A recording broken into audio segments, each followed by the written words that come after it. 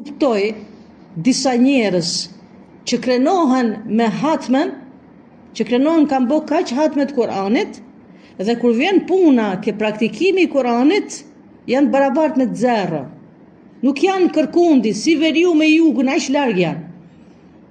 Nuk është Kurani, Kurani është fjalë e Zotit e para që ka, ama pse ka zbrit ne duhet ta dimë. Përfundim, do të thonë leximi i Kuranit nga fillim nga Elhami deri ke Kul Audhu Birabbin Nas, kjo është hatme. Do të thonë e kanë përfunduar leximin e Kuranit. Okej, e ke përfunduar, Zoti ka bull ta bëv, Zoti ta pranoft, inshallah ke sevape, ama kur vjen ke praktikimi i Kuranit, kur vjen te jeta e përditshme s'ka lidhje me Kuranin. Prandaj po them ka shumë njerëz të tillë që krenohen me leximin ose me hatmen e Kuranit, edhe kanë konflikte me fëmijët e vet, kanë konflikte me familjen e vet, kanë konflikte me fisin e vet për çka? Për çështjen e darjes së pasurisë. Hiç shumë kollaj është kjo çështje zgjidhet ti që je besimtar dhe krenohesh me hatmen e Kuranit, shumë kollaj zgjidhen këto konflikte. Ktheu Kuranit edhe shif se si e ka nda Allahu subhanahu xhelle xhelalu trashëgimin. Ama se s'na pëlqen neve, stakfirullah, nuk ta ka fajin edhe pun tjetër, nuk ta ka fajin kërkush. Zoti na rujt. Por Zoti na rujt për atyre njerëzve që lexojnë Kuranin edhe i kanë vetë Kuranin fyt. Ka njerëz që lexojnë Kuranin ama nuk ka depërtuar Kuranin te zemrat, i kanë vetë Kuranin fyt. Zoti na rujt për këtyre njerëzve. Nuk është dalë edhe të krenohem, më kanë bërë kaq hajt me dil në rrjete sociale, dil këtë, dil atë, Allahu ka bull hatmen, edhe dil me lule, dil me këtë, dil me reklamat ndryshme, edhe në jetën e përditshme shikon që i ka punë cop me familjarët e vet. Ku është praktikimi i Kuranit? Ku është praktikimi i Kuranit? Ku jemi ne te praktikimi i Kuranit? Ne duhet me praktiku, Zoti e ka sjell Kuranin për çka? Krahas asaj që ke sevape, nuk ka diskutim leximi, ndigjimi i Kuranit. A kryesorja, pse ka zbrit Allahu Kuranin? Me punuti me Kuran, me jetuti me Kuran. Problemet që ti ke, Allahu thot, ktheuni te Allahu dhe ktheuni, pastaj Muhamedi sallallahu alaihi wasallam ti zgjidhni ato konfliktet e juaja që keni. Kjo është problemi jonë, se ne kemi bërë vetëm si përfaqësore dhe kur vjen çështja e praktikimit cimi kërkun. Kur kanë pyet Aisha radhiyallahu anha, i kanë thënë si ka qenë morali i profetit alayhis salam, çfarë morali ka pas? E dini përgjigjen e Aishës radhiyallahu anha, ka thënë ka qenë Kur'an që heste në tokë. Kur'an që heste në tokë. Çka do të thotë Kur'an që heste në tokë? E ka praktiku Kur'anin. Kjo është problemi sot i joni, i shumicës, se ka mashallah të mirë, shumica e jon, kjo është problemi që kemi. Çka? Flasim shumë edhe nuk praktikojmë shumë pak. Dhe pastaj thotë që shikoni Islami, nuk ka faj Islami se çka bën muslimani. Islami është i pafajshëm ndaj asaj që mund të bëjë dikush x person. Se si ka punë të kërkundi me Islamin. Shikosh për shembull, vot për Zotin vjen çudi për shumë njerëz, nuk e pastrojmë veten tonë se nuk jemi pastruar dhe nuk jemi më të mirë, ama të vjen çudi për shembull që ke njerëz me 5 vakte namaz. Ke njerëz që namaz falen edhe vjedh. Ke njerëz që namaz falen edhe gojen plot duke gëny. Ke njerëz që namaz ka dhe fal 5 vakte namaz dhe bën tuli shpifjesh. Ke njerëz me 5 vakte namaz dhe rushfetin e han si papzit. Ke njerëz me namaz dhe tutesh për atij që fal namazin, pse friksohesh për atij, pse mund të bëjnë ndonjë dëm. Ku është problemi këtu? Ku është problemi këtyre njerëzve? Problemi është se ti kthehen vetë, ti rregullojnë punët me Zotin xhelle xhelalu, ti rregullojnë punën me namazin. Se namazi Allah azza wa jall ka thënë Kur'an, inna salata tanha anil fahsha'i wal munkar. Namazi ndal njeriu prej punëve të këqija. Kjo është problemi jonë sot. Problemi jonë është sot se kemi marrë punët vetëm si përfaqësore. Nuk i kemi marrë shpirtërisht me zemër, me thelb, me rranj. Kemi merak vetëm si përfaqësorën, kemi merak vetëm reklamat, kemi merak vetëm folin, kemi merak vetëm të na lartësojnë, kemi merak vetëm dukemi ndër njerëz. Zoti na rujt. Allah azza wa jall na rujt. Valla jemi shumë larg nga ajo që duhet faktikisht me qenë. Shiko, shiko, janë disa shenja, Zoti na rujt, Allah azza wa jall na rujt. Janë disa shenja të njeriut i cili është i devotshëm falc. Devotshmëria falc. Janë disa shenja. Allah azza wa jall na rujt. Thash edhe një herë nuk e e pastrojmë vetveten tonë. Allah Azza wa Jall thot në Kur'anin Kerim: "Wala tuzakku anfusakum", mos e pastroni vetveten ju, se nuk e dim ne se si jemi të i madhi Zot. Mirë, po kjo s'do të thotë që ne më të flasim tani edhe më të këshillojmë njëra tjetrën. Janë disa shenja të njeriut i cili është i devotshëm falc. A dini kush janë këto shenja? E para, në pamje. Pamja ati personi të duket shumë i devotshëm, ma kur vjen puna të punët që i bën, nuk ka lidhje. Mund tjetë me shamit madhe, mund tjetë me mbulesë madhe, mund tjetë ai person ndukje, do të thonë, i devotshëm. Ama kur vjen puna me praktiku dhe kur vjen puna realitet dhe t'jetosh me atë njeri, nuk ka lidhje me devotshmërinë. Kjo është shenja parë, që duket në sipërfaqe i devotshëm dhe kur jeton dhe kur bashkëpunon me atë njeri, s'ka lidhje me Islamin. E kam fjalën s'ka lidhje me rregullat islame. Devotshmëria, siç e ka thënë profeti alayhis salam, nuk është vetëm te pamja e jashtme. Devotshmëria profeti alayhis salam ka bërë me shenjë të gjoksi, at-taqwa ha huna, at-taqwa ha huna. Çka do të thotë? Devotshmëria është këtu, devotshmëria është këtu, është në zemër. Kjo ishte shenja parë. Shenja dytë, i njeriu të devotshëm falc, ai i cili e përdor fen për interesa personale. Personi i cili e përdor fen, dinin e vet, për interesat, për unin e vet personal, ky është i devotshëm falc. Si për shembull, ka biznesin e tij. Dhe që ti heci biznesi, ti heci fjala, ai e përdor dinin dhe përdor reputacionin që ka te njerëzit, që ti lëshën udhë, ti lëshën terren, ti hapin rrugën.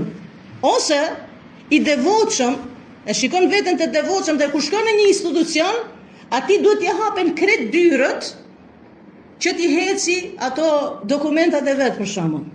Ose shkon te spitali dhe aty ka radhë, te spitali nuk rrin radhë, po duhet ta kaloj radhën dhe të futet i pari se ka emën në shoqëri, sepse është i devotshëm dhe ati duhet t'i hapin këtë rrugët, Zoti na rujt, jo. Hoxh qofsh, hoxhenis qofsh, duhet të rish në radhë. Ashtu si që rinë njerëzit e tij në radhë për t'i kry punët e veta, ashtu duhet të rish edhe ti në radhë, mos t'ia marrësh hakun tjetër kujt. Edhe sikur të thërrasin, e thon hajde o fulan, para gjithë njerëzve, ti i ke për borxh, me thoni jo, unë do ri këtu ku e kam vendin. Kjo është devotshmëria. Pra, falc, çka do të thotë devotshëm falc që e përdor, shenja e dytë është që e përdor fen për interesat e veta personale. Zoti na rujt. Njeri më i keq, që ka përmend profeti alayhis salatu wassalam, njeri më i keq kush është? Njeri më i keq ai që ha dynjan me dinin e vet. Ky është njeri më i keq. Dynjan e merr nëpërmjet, domethënë, e shfrytëzon nëpërmjet fesë vet. Zoti na rujt. Shenja tretë e njeriut i devotshëm falc e ka përmend profeti alayhis salatu wassalam në një hadith. Kur flet gënjen, kur i besohet diçka, nuk është i besës, nuk e man fjalën. Thot, premton diçka dhe më në fund nuk ta man fjalën. Pra, këto janë disa shenja të njeriut i cili i devotshëm falc, Zoti na rujt. Në Islami ynë nuk është vetëm te pamja. Islami ynë është umrena dhe Islami ynë është te praktikimi i fesë. Prandaj Omer radiallahu anhu, kur ka dështja marri dëshmin dikut në atë kohë, kërkon dikën ta marri dëshmitar për një çështje. Dhe nuk kanë marrë ato secili njerë. E ka pyet për X personi, e kanë pyet dikën, i ka thënë si është ai njeri, du t'ja marr dëshmin për një çështje. Ka thënë shumë i mirë është. Shkon në xhami, falet. Thonë ka numëruar ato të mirat e ibadetit. Ka thonë Omer radiallahu anhu, a ke pas punë me atë në udhtim? A ke udhtu me të? Jo. A ke pas punë të biznesi, punë të parja, të leku, a ke pas punë me të? Ka thonë jo, hikë se nuk e njeh. Subhanallah, njeri i devotshëm që ka frikë Allahun azza wa jall, sidomos në këto dy raste nifet. Njeriu i devotshëm në dy raste nifet, që se çfarë njeriu është. Kur udhton me të, kur je udhtar, sepse kur je udhtar, aty diktohet njeriu e nxjerr në pah karakterin e vet, e nxjerr në pah karakterin e vet dhe kur ke punë me parë më atëherë te biznesi. Parja ja zbulon njeriu të fytyrën e vërtet. Për Zotin e Madh, parja ja zbulon njeriu të fytyrën e vërtet në realitet se çfarë njeriu është. Parja, si pasuri, nuk është e keqe. Mirë, por kur hyn zemrën e njeriut, është problem. Parja ose pasuria është ajo gjë që e lën njerin pa karakter, pa dinjitet. E qierrën maskën e njeriut. Allah Azza wa Jalla na ruaj. Prandaj Islami jon nuk është, edhe përsëris që nuk është vetëm pamja jashtme, Islami jon është brendësi, dhe Islami jon është praktik. Ashtu si thot profeti alayhi salatu selam në një hadith, e dinu muamele. Çka do të thotë e din muamele? Muamele është bashkëpunim. Bashkëpunosh me njëri tjetrin. Kjo është din, e din muamele. Ti namazin e ke, agjerimin e këto, okay, tamam, inshallah Zoti s'ka problem për to. E bën obligimin e Allahut. Ama namazi yt, agjerimi yt, sadakaja jote, leximi i Kuranit që ti e lexon, duhet shikohen të reflektojnë jetën e përditshme. Nëse namazi yt, nëse leximi i Kuranit që ti lexon, nëse haxhi që ti shkon, nëse umre që ti shkon, nëse zekati që ti e jep, nëse këto nuk reflektojnë jetën e përditshme dhe nuk kanë bërë njerë më të mirë, biri mas vetes se nuk je mirë. Biri mas vetes se nuk je mirë. Jo kam thënë edhe përsëris, po shikosh krejt ibadetet në Islam, nëse sjelljen nuk e ketë mirë, as ibadetet nuk pranohen. Nëse moralin, etikën nuk e ketë mirë, nuk themi ne nuk jena perfekt, çdo kush gabon, jemi gabimtar, nuk ka diskutim.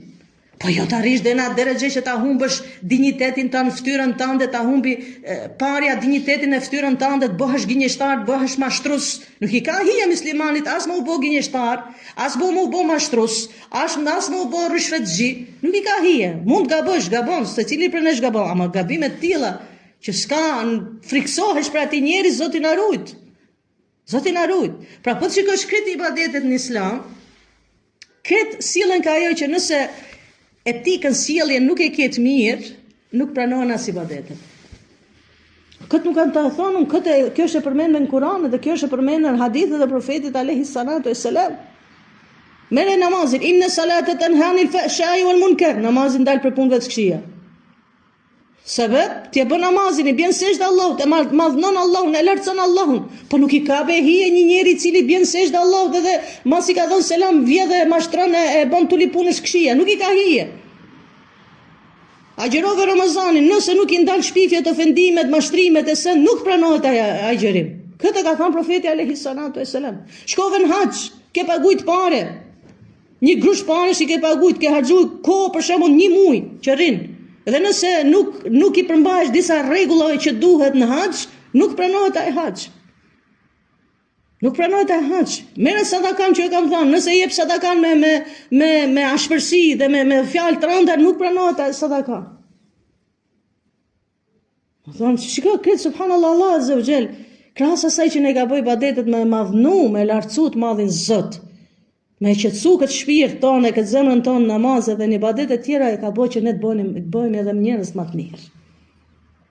Bëjmë njerëz edhe më të mirë. Ku jemi ne domethënë për këtyre ibadeteve? Falim namazin, sikur se kemi fal. Japim zakatin, se shijojmë. Agjerojmë Ramazanin, se shijojmë. Sa futet Ramazani themi kur po del Ramazani.